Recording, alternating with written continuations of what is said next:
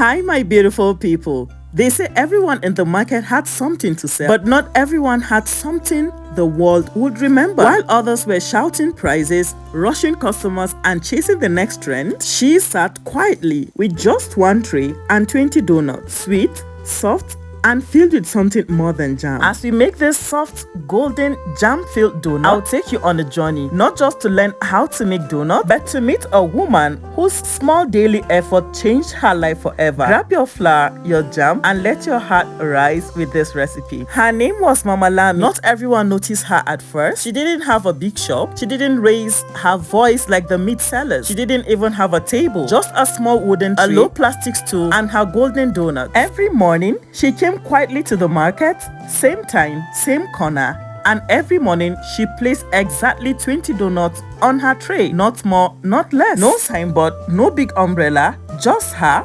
smile, and her soft donut dusted in sugar and filled with bright red jam. People said that her donut felt like a warm hug. Even the ones who had no sweet tooth would sneak in for one bite. But one day, another woman in the market, Mama Bosse, looked at Lami and shook her head. Every day, only donut? You don't want to grow. Sell rice, sell beans. You're too simple. People laughed. Mama Lami smiled gently and said nothing. She just arranged her donuts and continued. But what nobody knew was that Mama Lami wasn't trying to be famous. She wasn't trying to compete. She just wanted to give her life meaning again. You see, 2 years ago, she lost her only child, a sweet girl named Tenny. Tenny loved jam donuts. Every Saturday, they would bake them together and sit by the window, sharing warm, messy bites and laughter. When Tenny died, Mama Lami lost her joy. 4 months she wouldn't speak, wouldn't smile. Then one day, she woke up, walked into the kitchen, and made donuts. Her hands remembered the recipe even though her heart was broken. That morning, she walked into the market with just 5 pieces. They sold in minutes. She came again and again until it became her daily rhythm. She didn't want much, just enough to live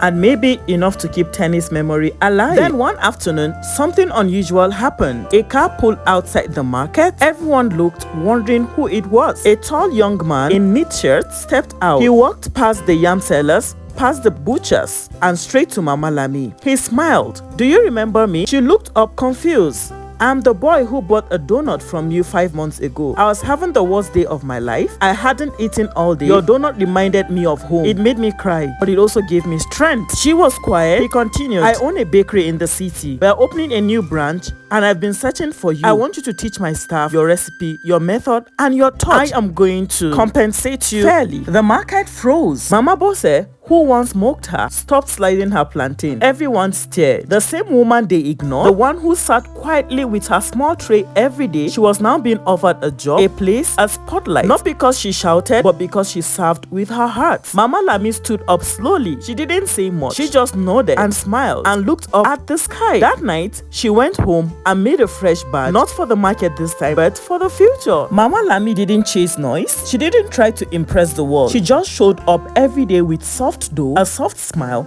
and a heart full of quiet strength. In a world where everyone wants to do more, be more, sell more, shout more, she simply did one thing, and she did it well. Her donuts were not just snacks, they were memories. Each one carried love, each one carried healing, and in return, the world opened a door for her she didn't even knock on. Sometimes in life, it is not about how fast you grow, but how deeply rooted you are. So as you finish watching this recipe, maybe you're just here to learn donuts, but I hope you leave with more. I hope you remember that your small is not useless. Your quiet effort is not wasted, and your story, it is still unfolding. Stay kind, stay faithful, stay consistent, because just like Mama Lami, one day the world will come looking for the goodness you have been quietly building. Be faithful in small things. They open big doors. Do not mock people who are quiet. They are doing deep things, and you don't have to blow to matter. Keep your heart in your craft. It shows. Thank you so much, my positive vibers, for being here. If this story touched you, I would like you to drop a heart in the comment section and share it with someone who needs a little hope today. And do not forget to like, subscribe, and keep rising just like this soft golden donut. I am going to see you in my next video. Stay blessed, stay lifted, and keep rising. God bless you richly for your support, and I love you. Bye.